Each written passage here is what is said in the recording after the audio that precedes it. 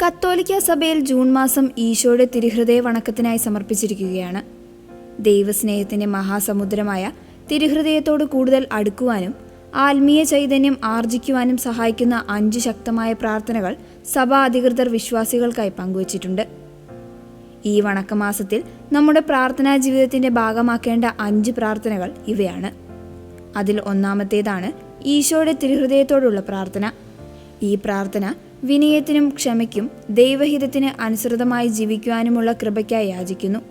ശാരീരിക ആരോഗ്യത്തിനും അപകടങ്ങളിൽ നിന്നുള്ള സംരക്ഷണത്തിനും ഒപ്പം ഒരു നല്ല മരണത്തിനായുള്ള അനുഗ്രഹവും ഈ പ്രാർത്ഥനയിലൂടെ നാം തേടുന്നു. രണ്ടാമത്തേതാണ് വിശുദ്ധ മാർഗ്രറ്റ് മേരി അലക്കോക്കിന്റെ ഈശോയുടെ തിരുഹൃദയത്തോടുള്ള പ്രാർത്ഥന.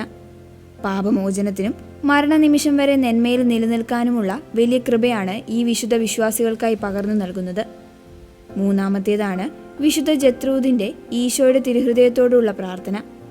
തിരുഹൃദയത്തെ നിത്യജീവന്റെ ഉറവിടമെന്നാണ് വിശുദ്ധ ജത്രൂദ് വിശേഷിപ്പിക്കുന്നത്. ഈശോയുടെ ഹൃദയത്തിലെ ജ്വലിക്കുന്ന സ്നേഹത്താൽ നമ്മുടെ ഹൃദയത്തെയും ശുദ്ധീകരിക്കണമെന്നും നമ്മുടെ ആഗ്രഹങ്ങൾ ദൈവഹിതത്തിന് ചേർന്നതാകണമെന്നും ഈ പ്രാർത്ഥന നമ്മെ ഓർമ്മിപ്പിക്കുന്നു. നാലാമത്തേതാണ് വാഴ്ത്തപ്പെട്ട മിഗുവൽ പ്രോയുടെ ഈശോയുടെ തിരുഹൃദയത്തോടുള്ള പ്രാർത്ഥന.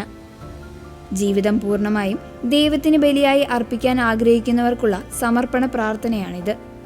നമ്മുടെ ഹൃദയത്തെ ഈശോയുടെ തിരുഹൃദയത്തിനുള്ളിൽ സുരക്ഷിതമായി ഒളിപ്പിച്ചു വയ്ക്കുവാനും അവിടുത്തെ സ്നേഹത്തിൽ നിന്ന് ഒരിക്കലും വേർപിരിയാതിരിക്കുവാനും ഈ പ്രാർത്ഥന സഹായിക്കുന്നു. അഞ്ചാമത്തേതാണ് ഈശോയുടെ തിരുഹൃദയത്തോടുള്ള മെമ്മൊറേർ എന്ന പ്രാർത്ഥന.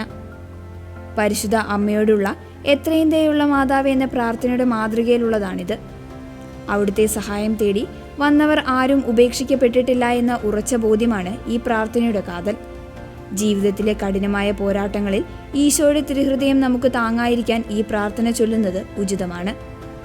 ഈ ജൂൺ മാസത്തിൽ ഈ പ്രാർത്ഥനകൾ നമ്മുടെ ദൈനംദിന ജീവിതത്തിന്റെ ഭാഗമാക്കുന്നത് ഈശോയുമായുള്ള ബന്ധം ദൃഢമാക്കാൻ സഹായിക്കുന്നു.